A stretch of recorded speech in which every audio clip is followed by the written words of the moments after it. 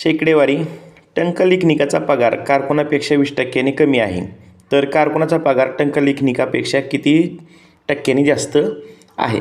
बघा, साधं सोपं सूत्र आहे. कमी म्हणलं की एक सूत्र लक्षात ठेवायचं, 100 गुणिले जेवढी संख्या असेल तेवढी कमी, आणि 100 मायनस जेवढी संख्या कमी असेल तेवढी मायनस. सूत्र तयार झालं बघा. डायरेक्ट सोडवा.